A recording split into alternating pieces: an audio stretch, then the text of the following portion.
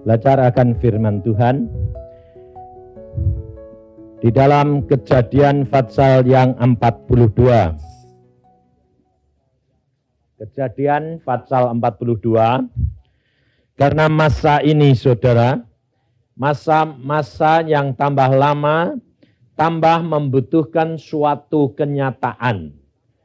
Orang Kristen harus menghadapi suatu kenyataan, saudara. Karena dunia tambah lama itu tidak tambah baik, tetapi tambah jahat dan tambah bobrok. Sehingga otomatis saudara menjadi orang Kristen yang selalu menyanyi dan menyatakan bahwa punya Allah yang maha kuasa, ini harus dinyatakan. Dan kalau saudara tidak latihan mulai sekarang, nanti saudara mengalami kesulitan. Karena apa?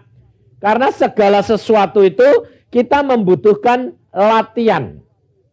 Karena apa? Karena kita ini sudah berjalan di dalam daging. Lebih banyak daripada berjalan dengan roh. Maka dari itu, kekristenan kita harus mulai latihan. Makanya saya kerap kali pesan, latihlah anakmu. Latihlah anakmu. Kalau engkau tidak latih anakmu, kau akan menyesal nanti. Sebab engkau tambah lama tambah tua, anakmu tambah besar. Dan dunia ini mengejar terus. Anakmu nanti yang menghadapi, bukan saudara. Saudara dan saya nanti pada waktunya, nanti harus pulang. Apa kita mau hidup 100 tahun? Kan harus pulang. Nah, anak-anak ini kita mesti latih.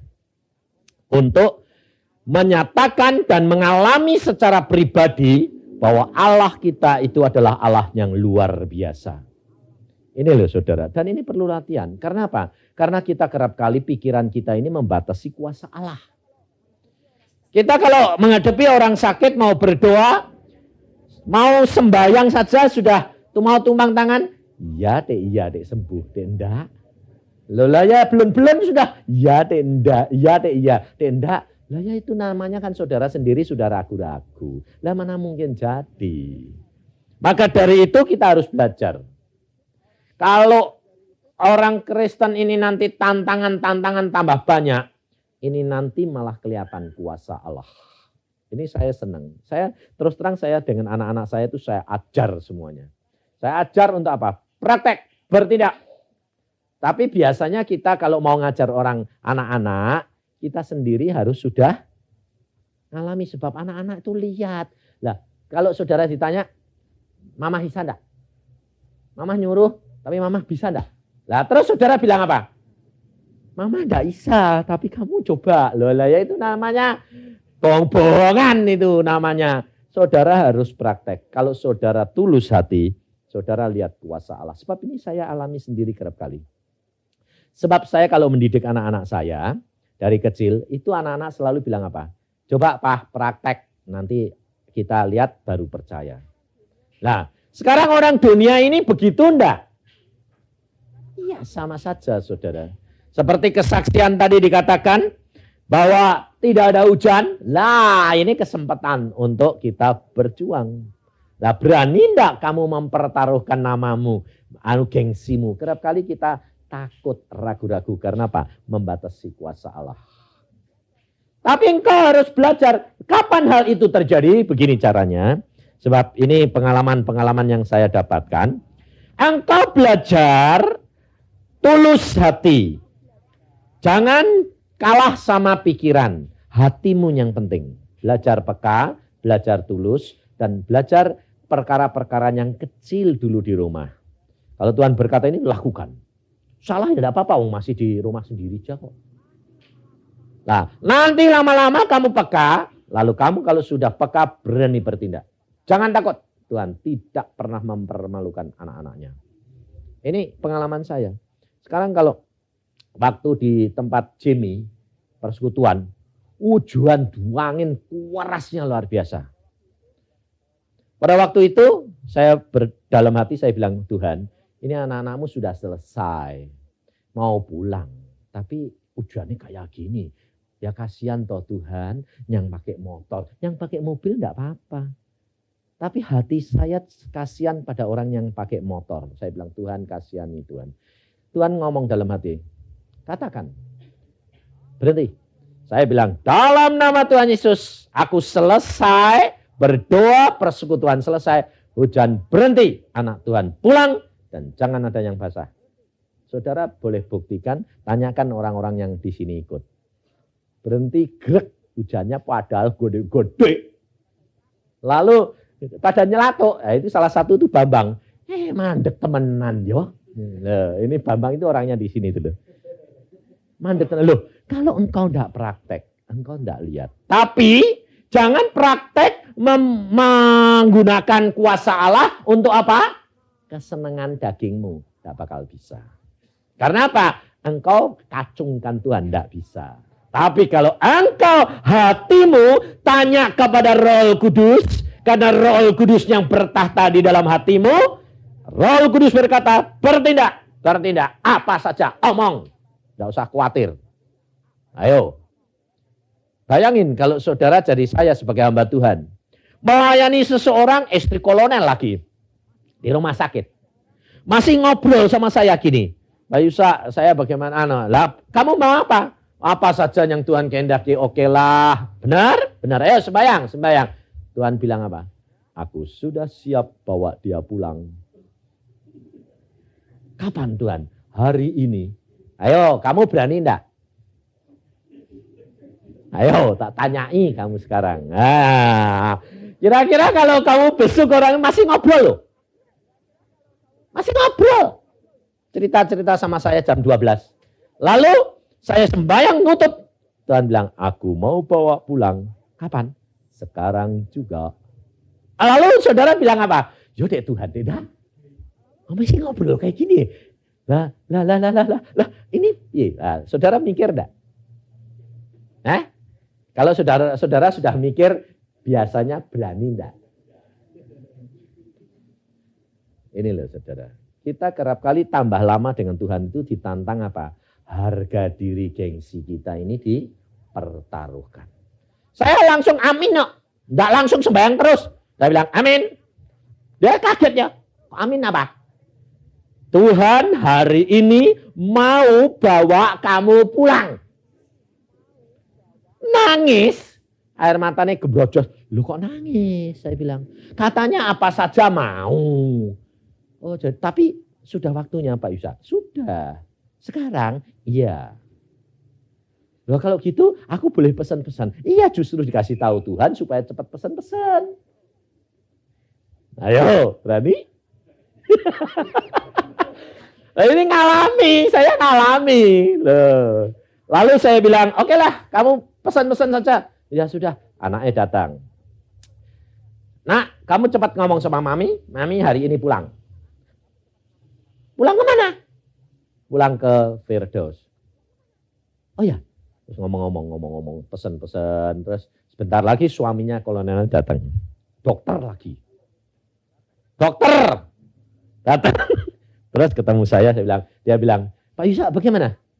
Cepat ngomong-ngomong sebelum terlambat. Istrimu hari ini pulang. Hah? Pulang? Oh iya mas, yes, cepat-cepat. Lah pikir saya, wah ini setidak-tidaknya nanti bisa jengkel. Dah, tambah malu. Oh ya wes. Terus ngomong, terus ya sudah aku tak pulang sih ya. Ya wes Pak Yusa, aku tak ngobrol. Itu jam 1 saya pulang, jam 7:30 malam berangkat pulang. Saya masih di Jakarta, lalu di kuburnya lusanya saya datang. Di kuburnya itu saya datang. Dan mereka suaminya bilang, terima kasih diberitahu. Seandainya tidak dikasih tahu, malah tidak bisa pesen-pesen. Hidup kekristenan itu harus kita membuktikan bahwa hidupmu itu nyata. Dan saya selalu ajarkan sama anak-anak. Dan anak saya sekarang, mamahnya yang sakit, dia yang tumpang tangan, dia yang nengking. Ini loh saudara, indahnya dan enaknya hidup kekristenan kalau engkau berani bayar harganya.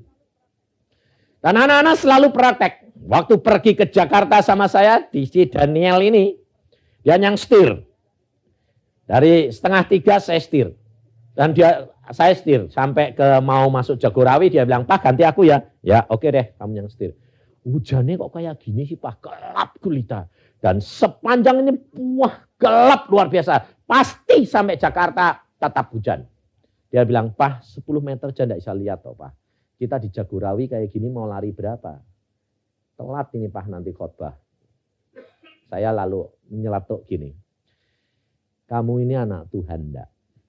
Ya, Papa ini mau pergi ke Jakarta mau melayani enggak? Iya. Kenapa enggak kamu perintahkan hujannya? Kalau kamu tahu bahwa kamu bakal terlambat sampai di Jakarta. Oh iya ya. Praktek dong, saya bilang. Papa dong yang nenging, kamu dong yang nenging. Praktek, saya bilang. Kamu yang praktek, kamu ngapain enggak praktek? Oke, saya praktek. Nah, tapi saya berdoa, Tuhan, berikan dia pengalaman supaya nyata. Ayo lakukan, saya bilang. Dalam nama Tuhan Yesus, aku adalah hamba raja dan aku anak Tuhan. Dalam nama Yesus, awan-awan minggir, hujan berhenti, hamba raja mau jalan. Saya bilang, amin, amin. Enggak 5 menit, 2 menit kemudian, terang sampai Jakarta. Dia lari 140. Sampai persis setengah 7, jam 7 saya khotbah. Saya bilang, percaya? Tuhan luar biasa ya Pak. Iya. Allahmu adalah Allah yang maha kuasa. Langit dan bumi ciptaan dia. Dia sanggup lakukan segala perkara. Inilah saudara. Kalau sudah begitu, saudara tidak perlu takut melepaskan anak-anak. Karena apa? Anak-anak sudah berjalan sendiri dengan Tuhan. Ya dah? Saudara tidak perlu khawatir menghadapi segala perkara. Maka dari itu, praktek saudara. Mulai praktek. Saya senang kalau saudara itu praktek. Jangan bergantung kepada hamba Tuhan. Hamba Tuhan kamu cari-cari, tidak ketemu. Kenapa? Karena Tuhan cemburu, Tuhan tidak mau. Saya paling senang ngajar saudara itu praktek. Supaya apa? Supaya engkau menjadi berkat di tiap-tiap keluargamu. Jangan khawatir, praktekin. Suami tidak nurut, tumpangi tangan. Roh apanya? Kalau senang judi, tumpangi tangan, tangkingi.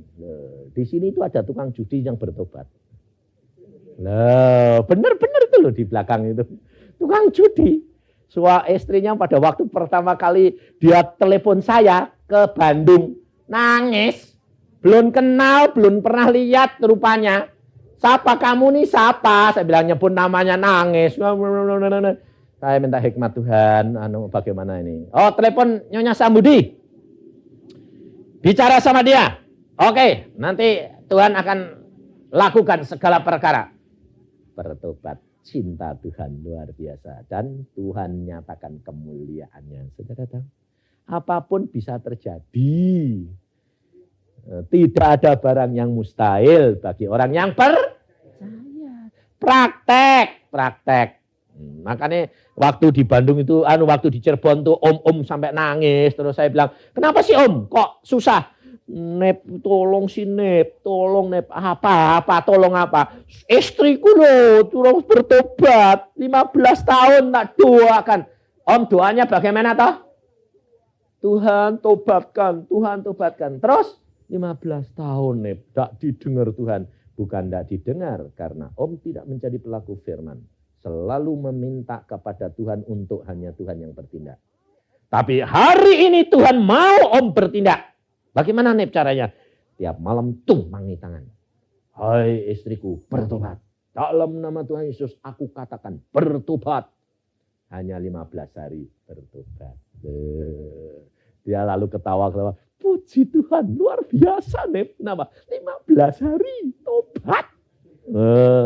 Lah ya gitu kok nunggu 15 tahun toh om. Lah tobatnya kenapa? Lah enggak tahu, tak tanyai lalu. Tanyai om, aku minum. Kamu kok bisa tobat? Iya wong kamu sekarang sayang saya. Loh, bedanya apa?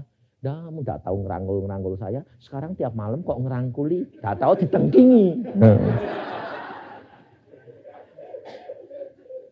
Lalu yang istri ini merasa, waduh sekarang kok cinta ini luar biasa. Ya kalau gitu Yesus itu nyata, aku tobat. Saudara tahu.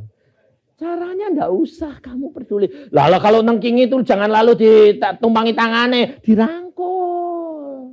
Kalau istri lo sama suami lo, tapi kalau perempuan jangan dirangkuli lo ya. Kalau laki-laki enggak boleh ya. Kita harus belajar hidup dalam kesucian dan kekudusan, tetapi di dalam Yesus suami istri harus ada kasih mesra, ya. Kita belajar firman Tuhan di dalam Kejadian pasal ke-42. Setelah ayat pertama, setelah Yakub mendapat kabar bahwa ada gandum di Mesir, berkatalah ia kepada anak-anaknya, mengapa kamu berpandang-pandangan saja? Lagi katanya telah kudengar bahwa ada gandum di Mesir. Pergilah ke sana dan belilah gandum di sana untuk kita, supaya kita tetap hidup dan jangan mati. Lalu pergilah 10 orang saudara Yusuf untuk membeli gandum di Mesir.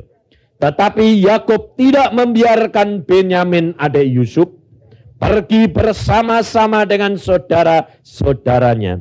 Sebab pikirnya, jangan-jangan ia ditimpa kecelakaan nanti. Jadi di antara orang yang datang membeli gandum terdapatlah juga anak-anak Israel, sebab ada kelaparan di tanah Kanaan. Sementara itu Yusuf telah menjadi mangku bumi di negeri itu. Dialah yang menjual gandum kepada seluruh rakyat negeri itu. Jadi ketika saudara-saudara Yusuf datang kepadanya, mereka menghadap dan sujud dengan mukanya sampai ke tanah. Ketika Yusuf melihat saudara-saudaranya, segeralah mereka dikenalnya. Tetapi ia berlaku seolah-olah ia seorang asing kepada mereka. Ia menegur mereka dengan membentak, katanya, dari mana kamu? Jawab mereka, dari tanah Kanaan untuk membeli bahan makanan. Memang Yusuf mengenal saudara-saudaranya itu, tetapi dia tidak dikenal mereka. Lalu perhatikan, teringatlah Yusuf akan mimpi-mimpinya tentang mereka. Berkatalah ia kepada mereka, kamu ini pengintai. Kamu datang untuk melihat-lihat di mana negeri ini tidak dijaga. Tetapi jawab mereka, tidak tuanku, hanyalah untuk membeli bahan makanan hamba-hambamu ini datang. Kami ini sekalian anak dari satu ayah. Kami ini orang jujur, perhatikan. Hamba-hambamu ini bukanlah pengintai. Sampai di sini. Saudara, kalau kita perhatikan firman Tuhan ini, kita belajar pada malam hari ini, bahwa tidak semua yang tidak enak, tidak semua malapetaka yang menimpa kepada kita, itu tidak enak. Allah mempunyai rencana di dalam kehidupan kita anak-anak Tuhan, tetapi segala sesuatu itu tidak ada yang kebetulan. Allah selalu melakukan segala sesuatu punya rencana yang indah. Ini loh saudara. Kita kerap kali menjadi anak-anak Tuhan kurang percaya sungguh-sungguh kepada Dia. Kita kerap kali hanya dengar kesaksian lalu kita bilang, ya itu kan Popol Palmer, itu kan Yusa, itu kan siapa. Tapi kalau saya tidak bisa. Lah itu, saudara membatasi kuasa Allah untuk saudara. Saya ketemu si Mas Yok di sini, saya tanya dia, kamu katanya kena serangan jantung, saya bilang. Iya. Berapa minggu Mas Yok di rumah sakit? 3 minggu. Ayo, sekarang kenyataan. Saya yakin, kalau saya ketemu Mas Yok itu biasanya Mas Yok itu selalu mengatakan, Allahku ajaib, Allahku heran. Sekarang kalau kena serangan penyakit, bagaimana rasanya Mas Yok? Bisa praktek sendiri enggak? Yusuf Roni sendiri saudara tahu. Dia seorang hamba Tuhan yang cukup terkenal di Indonesia. Dia kena serangan jantung, dia berkata bagaimana? Ternyata aku tidak mempunyai iman sebesar biji sesawi. Keluar dari SU, sudah habis 6,5 juta. Kalau mau khotbah, habis khotbah nelen obat sebanyak-banyaknya. Dan pada waktu di Singapura pun tidak mempunyai, sudah masuk rumah sakit untuk dioperasi. Masuk pun tidak punya kemampuan. Dia bilang, aku memang tidak mempunyai iman untuk berani. Tetapi pada waktu dia mulai berdoa, mulai dia berjalan dengan Tuhan, Tuhan berfirman melalui ayat-ayat, lalu dia imani dan jadi. Dia tidak jadi dioperasi dan dia mendapatkan kesembuhan yang sempurna. Di mana? Di meja operasi. Sembuhnya itu tidak di rumah, di meja operasi. Kenapa? Sebab dokternya yang mau operasi, lihat sempurna. Lihat lagi sempurna. Lihat lagi sempurna. Lalu bilang, mujizat terjadi. Tidak usah jadi operasi. Ini saudara. Kita kapan mau berani mempraktekkan? Memang ngomong itu gampang. Maka saya terus terang prinsip saya, praktek dulu. Sebelum kamu ngalami, saya tidak akan mau khotbahkan. Saya sendiri mengalami serangan jantung dan mau mati. Saya bilang apa? Puji Tuhan. Ngalami serangan jantung saya lumpuh total. Saya bilang, puji Tuhan. Apapun terjadi, aku tahu engkau sanggup lakukan segala perkara. Dan saya puji Tuhan, puji Tuhan, puji Tuhan. Sampai Roh Kudus berbicara. Jadi kalau saudara menghadapi satu penyakit atau satu masalah, saudara jangan mempunyai konsep lebih dahulu.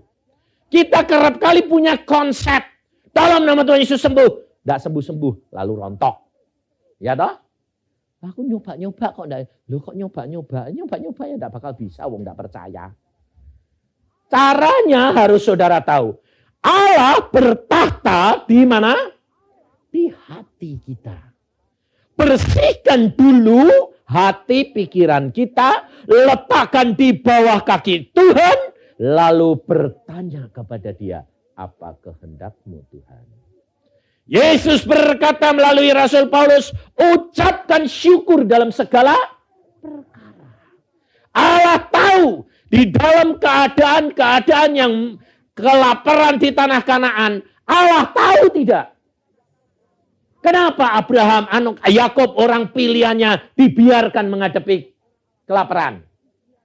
Kenapa Allah tidak sanggup memberkati tanah yang ditanami oleh dia? Allah sanggup, tetapi Allah biarkan karena Allah punya rencana. Kita kerap kali punya konsep lebih dahulu. Kalau saudara sakit, kalau saudara dalam keadaan masalah, engkau ucapkan syukur lebih dahulu. Tuhan, aku tahu segala perkara ini menimpa. Pasti engkau punya rencana yang baik. Saya pada waktu serangan jantung menjadi lumpuh, apa yang saya katakan? Istri saya bilang apa? Kamu bagaimana? Ucapkan syukur. Allah pasti punya rencana. Nah kalau kamu tidak sembuh, pulang atau sembuh. Tidak ada alternatif cacat. Sebab aku dilahirkan sempurna. Dilahirkan cacat tapi dijadikan sempurna. Allah menghendaki kesempurnaan. Dan Yesus sudah berkata, aku hendaklah engkau sempurna. Sama seperti Bapakmu sempurna adanya. Kenapa kita pusing? Saya bilang. Ucapkan syukur. Istri saya nungguin saya. Langsung tertidur. Saya bilang, puji Tuhan. Padahal saya tahu sakitnya luar biasa dan saya mau mati. Saya bilang, puji syukur, puji syukur. Setan berkata, sebentar lagi kamu mati. Mati untung, hidup untuk Kristus. Setan berkata, kamu tidak bertanggung jawab, anak masih kecil-kecil. Yesus lebih mengasihi anakku daripada aku mengasihi mereka. Akhirnya setan diem karena kalah terus. Tak buantah dengan Alkitab. Terus akhirnya setan diem. kamu mati. Puji Tuhan, mati, untung, hidup untuk Kristus. Puji Tuhan. Sampai Tuhan berkata. Sampai tingkat akhir memang mau mati, saya teriak, puji Tuhan. Tuhan berkata, belum waktunya buat kamu Yusa untuk pulang sembuh total karena engkau percaya kepadaku. Amin. Terjadi ledakan. Tal. Jam 2 saya bilang, sembuh. Istri saya kaget. Ada apa? Sembuh total. Ya, coba gerakin tanganmu. Sembuh, sempurna. Saya bilang, Tuhan luar biasa. Ya. Saudara tahu?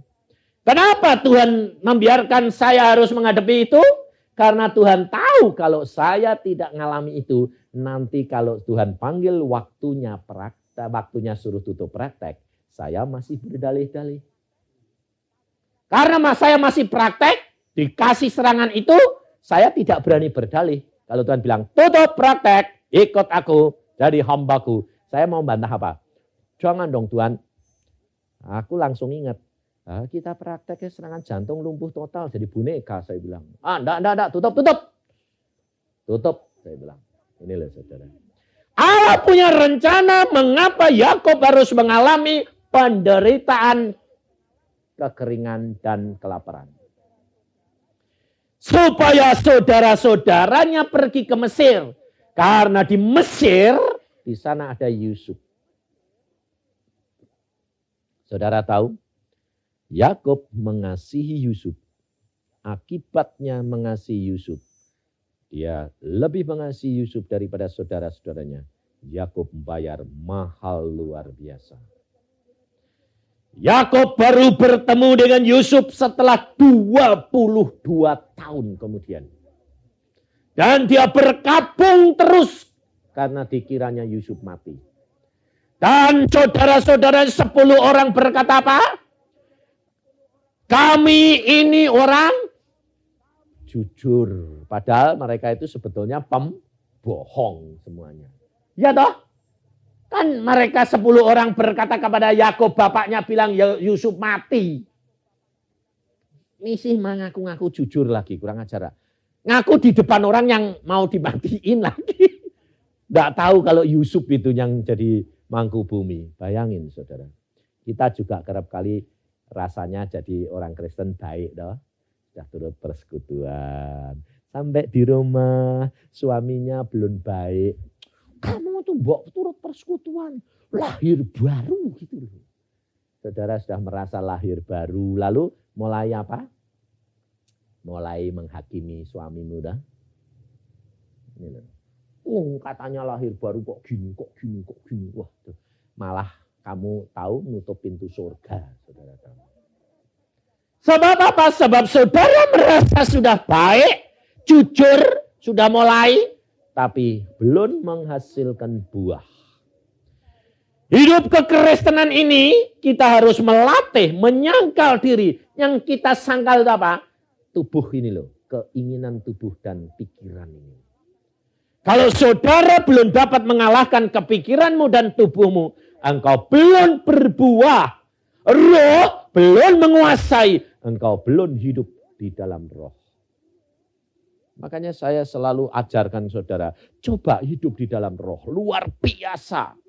Dan jangan takut kalau engkau hidup di dalam roh, kehendak daging tidak kamu lakukan. Tetapi apa yang terjadi? Allah melengkapi semua keinginanmu akan digenapi. Luar biasa Allah. Allah itu luar biasa. Saudara tahu, saya akan 2 hari ini ketemu sama Widodo. Widodo itu hamba Tuhan bekas gelandangan. Orang gelandangan, saudara Widodo itu. Bertobat jadi hamba Tuhan.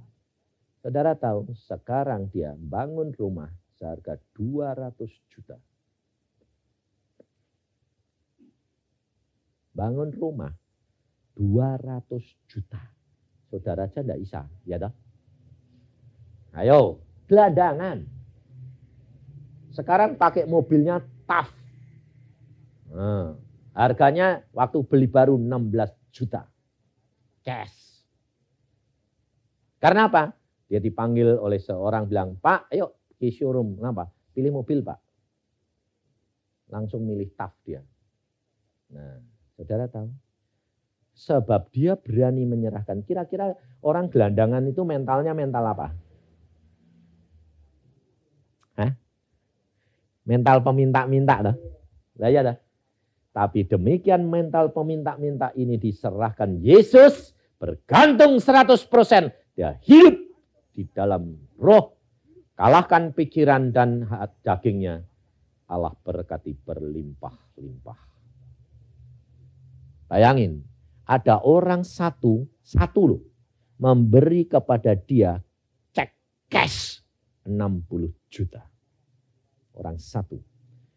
Apakah dikira itu orang kesengsem sama dia jatuh cinta? Saudara tahu? Kalau orang itu tidak digerakkan oleh Tuhan, mana mungkin, betul enggak? Susah dagang kayak gini, duit susah. Sekali ngasih 60 juta. Saudara tahu? Maka dari itu, engkau nanti ketinggalan, saudara. Kalau tidak mulai sekarang praktek mengalahkan pikiran dan dagingmu, kau nanti ketinggalan. Sebab apa? Sebab kita sudah dari kecil itu selalu hidup dengan pikiran terus. Tapi tidak mau hidup di dalam roh. Tidak berani bertindak di dalam iman. Tidak belajar dengar-dengaran dan peka. Orang-orang yang baru lebih cepat daripada orang-orang yang lama, saudara. Karena firman Tuhan berkata, yang terdahulu akan menjadi yang terkemudian. Dan engkau akan rugi. Dan terutama hamba-hamba Tuhan yang sudah lama-lama ini, hati-hati kamu. Kalau kamu tidak berkaca dengan Tuhan, bisa ketinggalan sendiri. Sebab saya sendiri selalu berkaca sama Tuhan.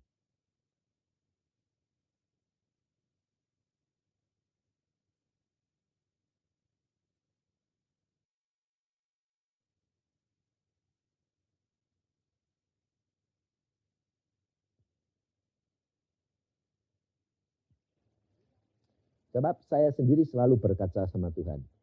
Maka bulan Januari Tuhan berkata, Yusa, masuk lagi ke pengasingan dengan aku bersama aku seorang diri. Berapa lama? Tidak tahu. Saya bilang, oke Tuhan, jadi tahun depan saya tidak akan terima pelayanan dulu. Padahal saya biasanya 3 bulan sekali saya susun pelayanan. Tapi kali ini Tuhan bilang, tidak pelayanan. Mulai Januari. Tanggal 10, terakhir tanggal 9. Tanggal 10, stop.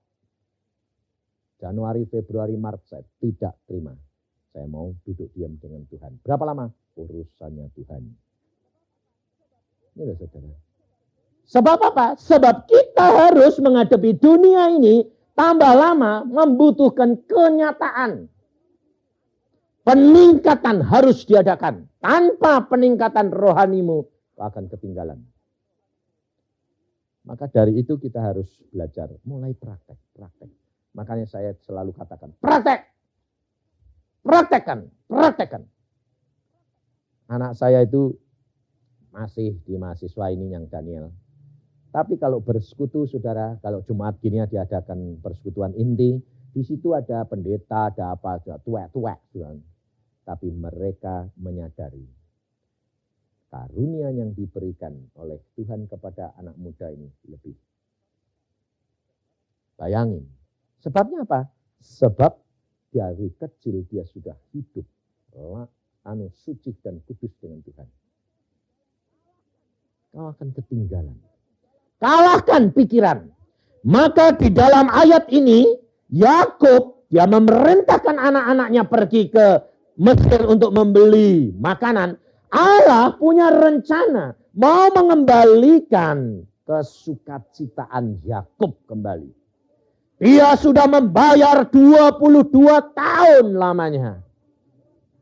Dan Allah sudah melihat penderitaan daripada Yakub.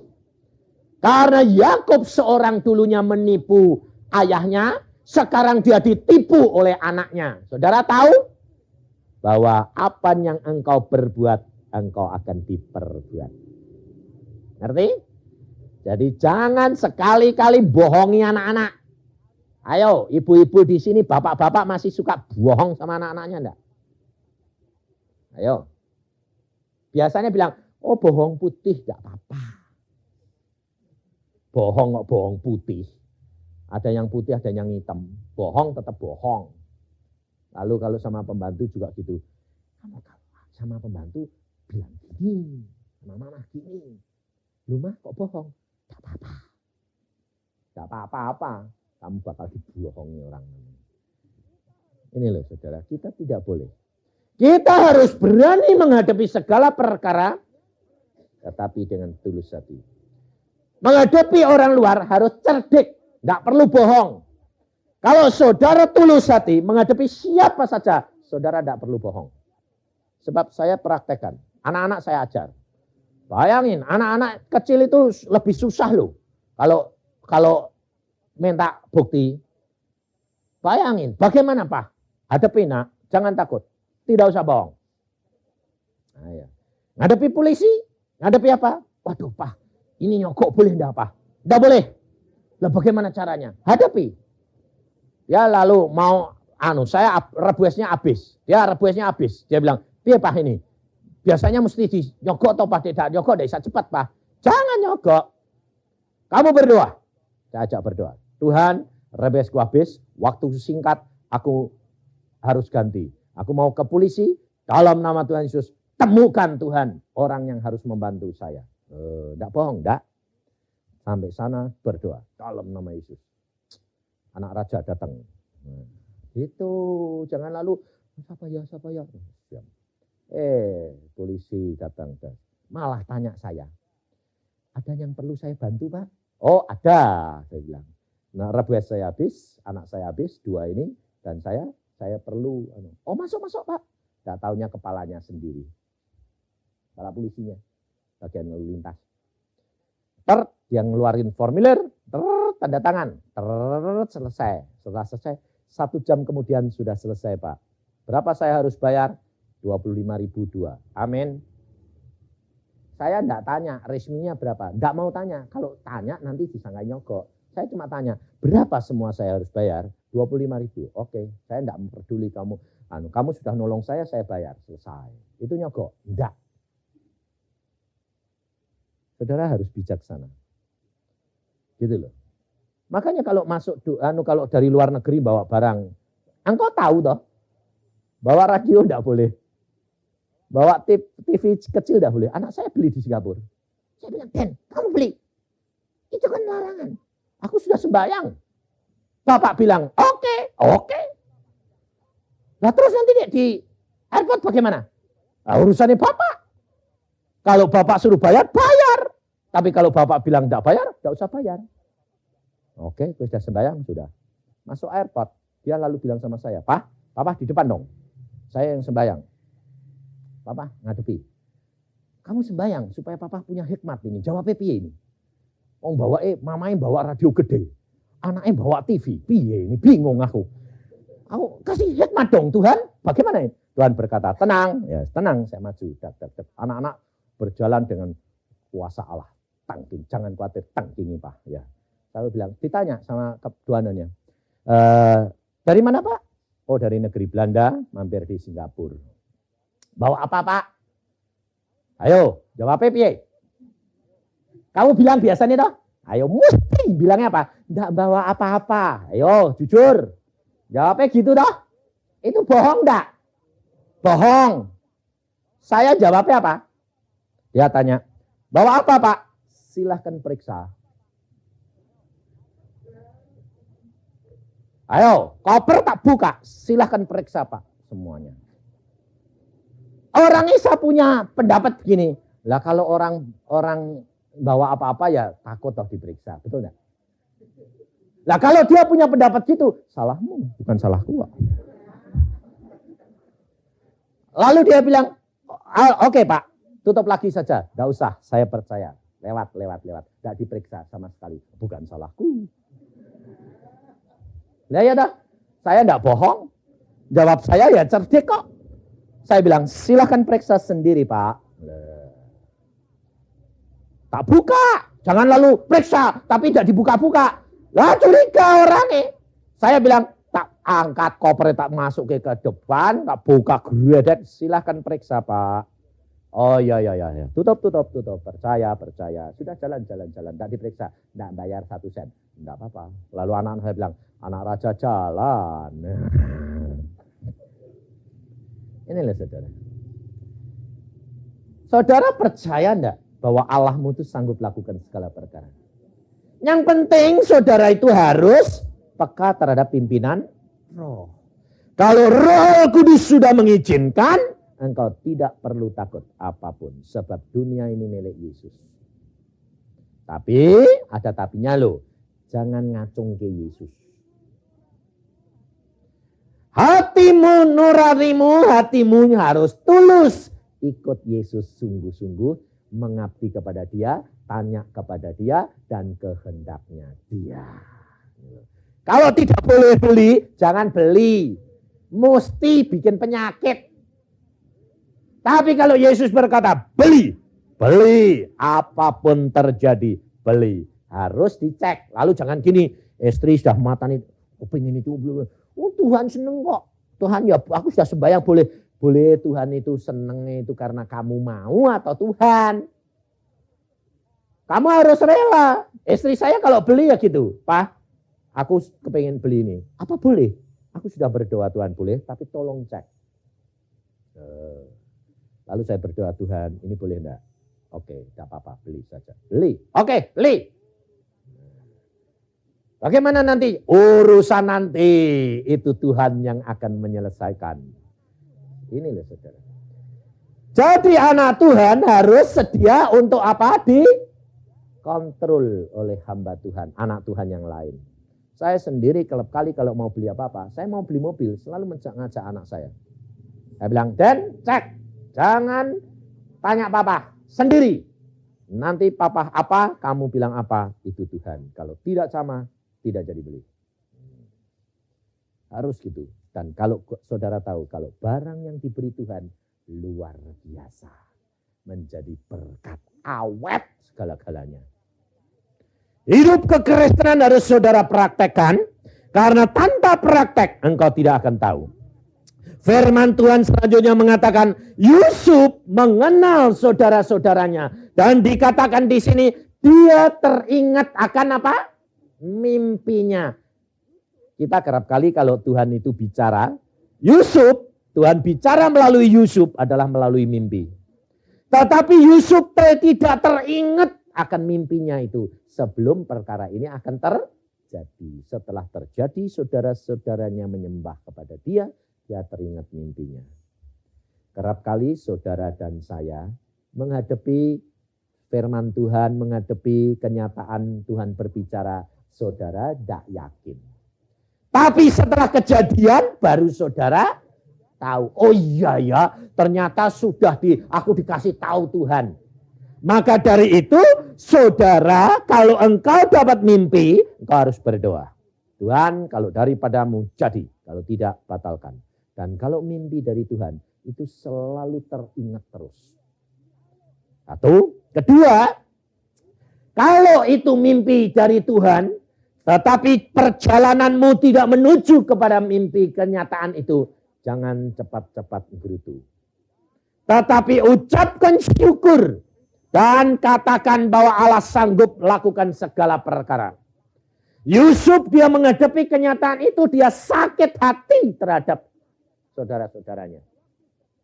Kalau dia tidak sakit hati, pada waktu dia diangkat jadi raja, pasti dia sudah memberitahu ayahnya dan saudara-saudaranya. Kenapa dia tidak memberitahu? Sampai masa berkelimpahan di tanah Mesir 7 tahun, kemudian terjadi lagi kelaparan 2 tahun, 9 tahun. Yusuf sudah jadi mangku bumi penguasa. Dia tidak menghubungi ayahnya di Kanaan. Bahwa dia adalah Yusuf yang berkuasa sekarang. Karena apa? Karena Yusuf merasa sakit terhadap saudara-saudaranya.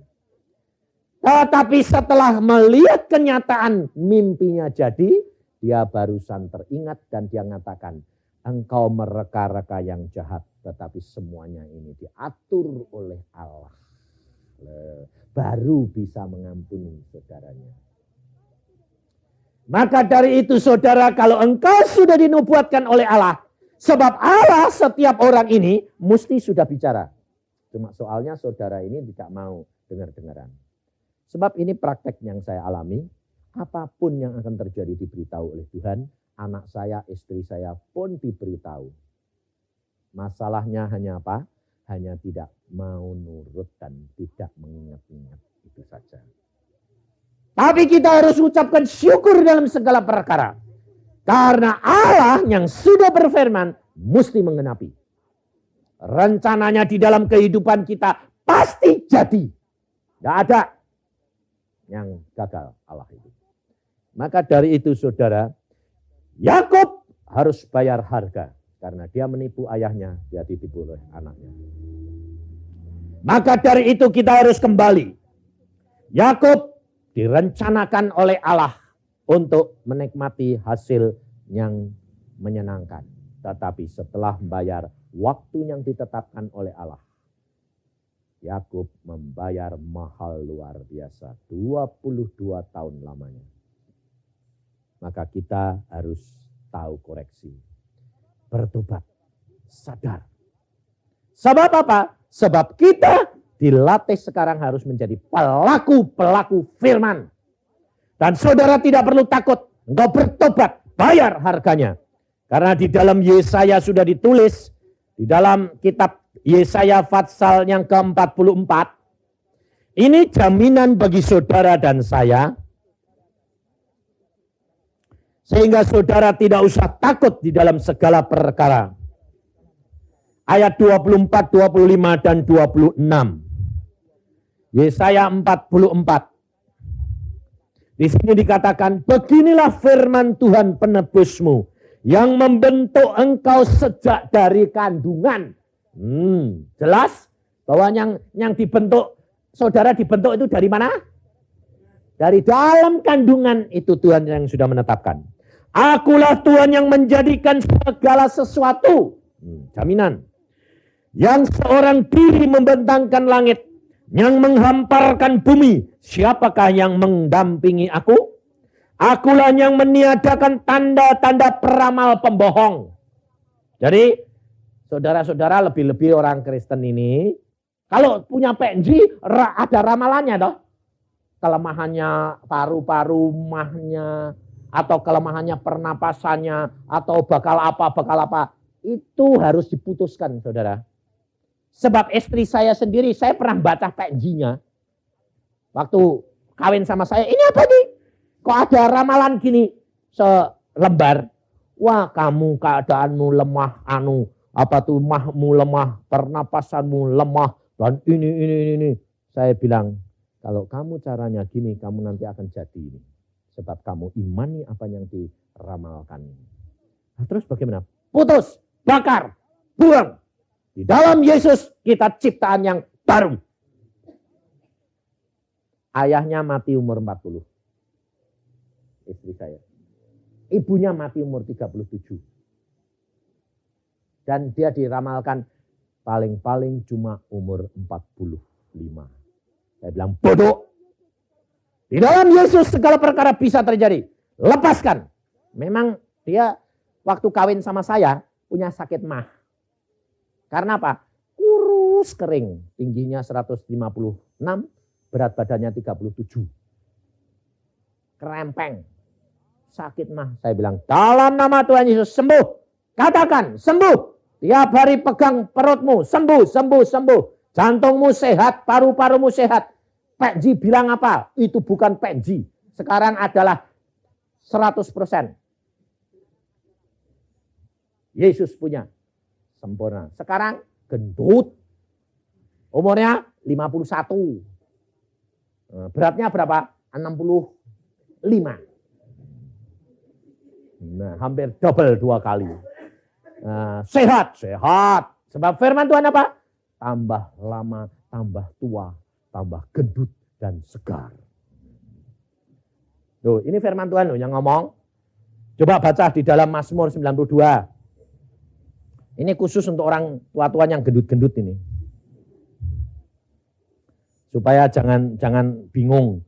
Dokter bilang toh, tambah tua harus tambah apa? Diet. Tapi firman Tuhan berkata begini, jadi saya tidak jadi diet. Karena firman Tuhan yang berkata di dalam Mazmur 92 ayat 15. Oh, ayat jangan 15, ayat 13, 14, 15. Orang benar akan bertunas seperti pohon kurma, akan tumbuh subur seperti pohon aras di Libanon. Mereka yang ditanam di bait Tuhan akan bertunas di pelataran Allah kita. Pada masa tua pun mereka masih berbuah menjadi gemuk dan segar. Jadi saudara-saudara yang gemuk-gemuk tidak usah takut. Ini firman Tuhan loh yang ngomong ya. Bapak-bapak kalau punya istri-istri gendut-gendut jangan khawatir. Alkitabiah yang ngomong. Tambah lama tambah.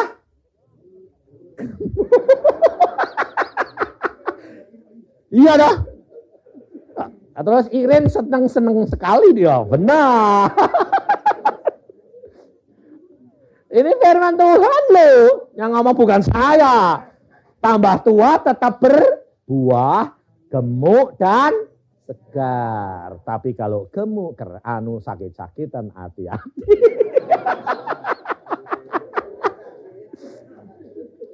Sebab kalau gemuk, sakit-sakitan, berarti tidak beres.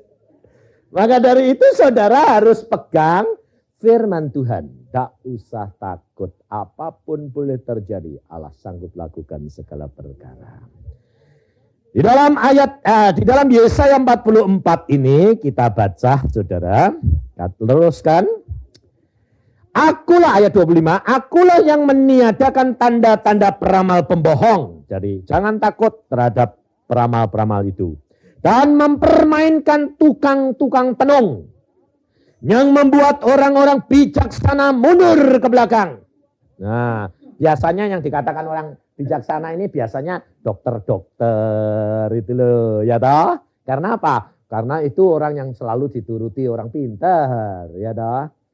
Jangan khawatir. Dan membalikkan pengetahuan mereka menjadi kebodohan. Orang-orang pintar itu nanti diputar balik GKB. Ya. Akulah yang menguatkan perkataan hamba-hambaku. Dan melaksanakan keputusan-keputusan yang diberitakan utusan-utusanku. Allah menjamin. Kalau saudara menjadi utusannya dia. Allah menjamin. Engkau akan, setiap perkataanmu akan jadi. Jadi kalau kamu diutus melawat orang sembahyang. Jangan takut. Jangan bilang gini. Apa sembuh enggak ya? Sembuh enggak ya? Jangan. Saya ini ngalami sendiri di Surabaya ini loh. Waktu salah satu saya pergi ke rumah sakit. Ada seorang ibu dan anak, dia berkata ini, Pak tolong mampir kepada suami saya sudah divonis paru-parunya itu jebol semua. Dan dokter mengatakan sudah tidak ada harapan, tinggal tunggu mati. Saya cuma mampir, enggak ada 5 menit. Saya cuma berkata, oke, saya mampir, saya sembahyang. Saya tidak bicara apa-apa, saya cuma berkarunia lidah, tempel tangan, goyang semua tempat tidurnya, orang sesal semua lihat, pikirnya ada gempa bumi, sampai saya buka mata. Oh, ada apa ini? Tapi goyang terus. Habis itu, selesai rasanya sudah selesai. Bilang, amin. Saya bilang, amin. Sudah ya, tak pulang. Saya tidak tahu apa yang terjadi. 2 hari kemudian di foto dokter, paru-parunya tertutup rapi dan sembuh total. Dan sekarang orangnya gemuk, masih hidup, masih ketemu saya. Saudara tahu? Allah sanggup lakukan. Firman Tuhan digenapi. Aku yang akan menguatkan perkataan hamba-hambaku dan melaksanakan keputusan yang diberitakan utusan-utusanku. Jadi saudara tidak usah khawatir, saudara lakukan apa saja yang engkau mau katakan asalkan dengan hati yang tulus, katakan. Semua perkara akan jadi. Dan Allahmu akan dimuliakan dan engkau imanmu ditumbuhkan karena engkau melakukan firman dan semuanya terlaksana.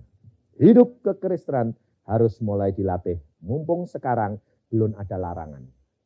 Kalau sudah ada larangan, engkau terlambat. Engkau sudah biasa menghadapi dengan kuasa Allah, engkau praktek, saudara.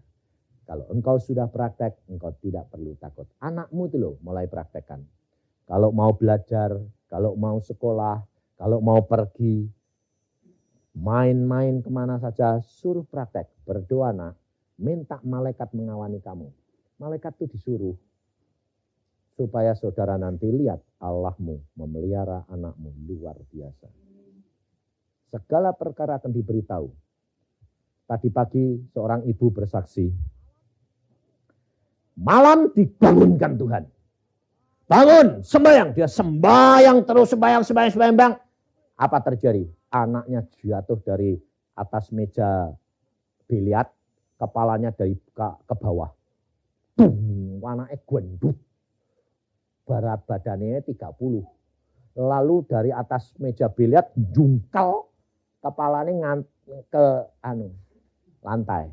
Kira-kira bakal gegar otak enggak? Dia kaget, dia lari, anak itu tumbang tangan. Dalam nama Tuhan Yesus sembuh, tidak akan terjadi apa-apa. Karena Allah sudah membangunkan aku tadi pagi, ada serangan, tidak usah takut, tidak ada apa-apa. Itu loh saudara. Jadi saudara harus praktek. Dan ibu ini ya cinta Tuhan luar biasa. Dan mamahnya sudah berkata sama dia, kalau engkau jadi Kristen, tak buang. Waktu dia ketemu sama saya bilang, Pak Yusak, dia bilang begini, saya ini kalau jadi Kristen, saya dibuang Pak.